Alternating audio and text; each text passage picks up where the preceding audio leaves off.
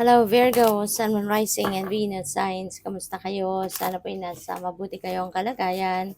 Welcome back po sa Star Tarot at kung bago kayo dito, welcome din po kayo. Please subscribe, like, share my videos. Leave me a comment po kung nakaresonate po kayo. Thank you. So, first card, we have Justice, we have Energy, Strength, and we have the King of Swords. So, Virgo, whatever it is that you need, no, that will be met. Whatever it is that you deserve, that will be, din sa inyo, will be delivered to you. Kaya kung ano man itong kailangan ninyo sa ngayon, diba? Kung anong deserve ninyo, yun ang ibibigay sa iyo ng universe. Okay? Ang iba sa inyo dito, no, since we also have strength energy, baka meron kayong ipaglalaban or ipinaglalaban na, no, sa kunyari sa korte o kaya sa kung anumang government institution, yung gano'n, no? And this could be something, no, na katulad ng mga siguro child custody, baka meron divorce, annulment, mga ganyan, or baka meron kayong kini-claim sa trabaho ninyo na, rights ninyo pero hindi binibigay sa iyo ng trabaho, yung mga ganyan ba. So, there could be something like that, no, na happening.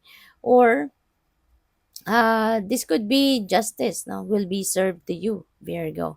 Kung ano man yung talagang para sa'yo, yun ay makukuha mo, yan ay deserve mo, kaya yan ay ibibigay sa'yo ng divine. Ano? So, yun, magpakatatag ka lang, tibayan mo ang inyong loob kasi kaya mo yan.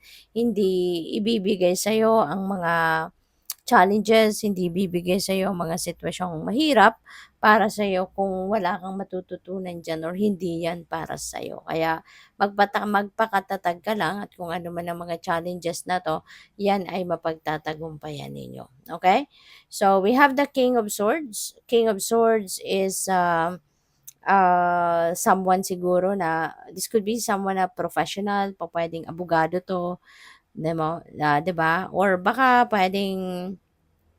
pupuwedeng, head siya ng isang department 'no, sa kung anumang government agency, mga ganyan, na pupuwedeng lalapitan ninyo at hihingian ninyo ng advice, professional opinion, or pupuwedeng meron kayong isasangguni na issue or concern at maaaring siya yung lalapitan ninyo, 'no? Siya yung sa tingin ninyo makakatulong sa inyo para ma-solve kung ano man ito, 'no, na kailangan mong, magkaroon ng kalinawan kumbaga na bagay.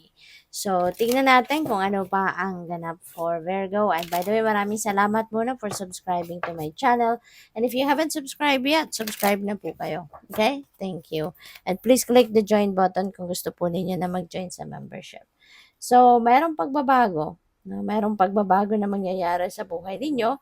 And this could be in any area of life. No? Depende sa inyong sitwasyon. But yes, there are some changes coming up. And yung intuition, pakinggan ninyo lagi. No? Yun ang paniwalaan ninyo sa kung ano man ang mga gagawin ninyong susunod, ano man ang diskarte ninyo sa buhay, ano man yung kumbaga papaano ninyo ina-navigate ang buhay ninyo. So, always tune into your intuition. Always listen to your intuition. Okay? Kasi yun ang makakatulong sa'yo.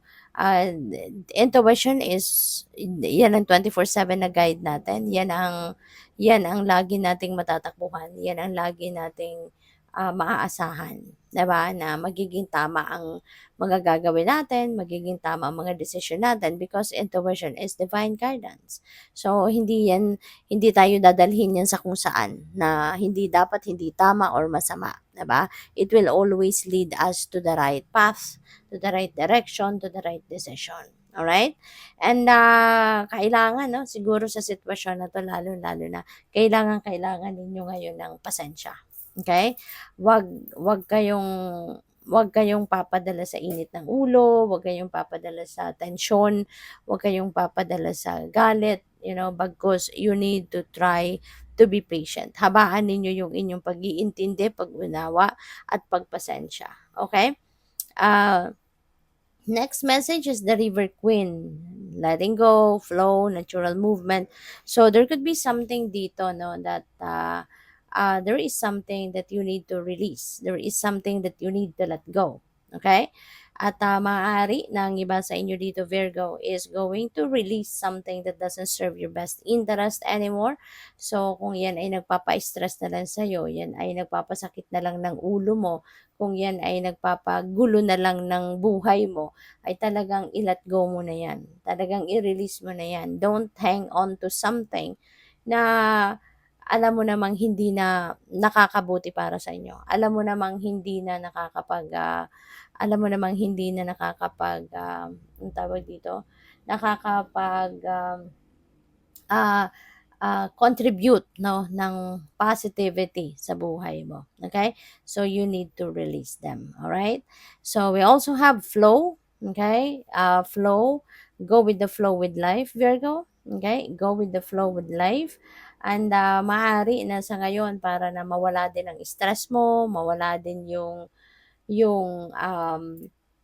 worry mo, 'di ba? Ialay mong lahat ng inyong sitwasyon sa divine.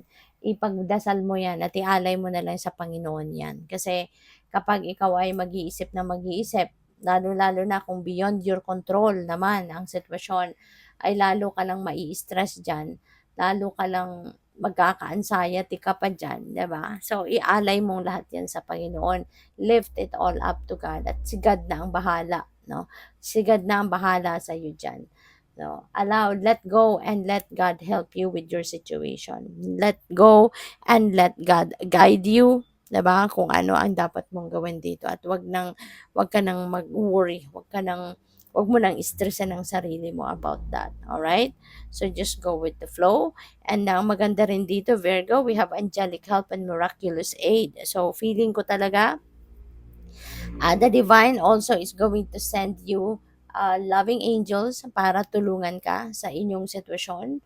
Kaya patuloy ka lang na magdasal, patuloy ka lang na makipag-usap sa universe, sa Panginoon, no, na siya na ang bahalang tulungan ka na maging maayos ang inyong sitwasyon. Maging smooth ang transition na kung ano man ang mga bagay na magbabago dito sa buhay mo.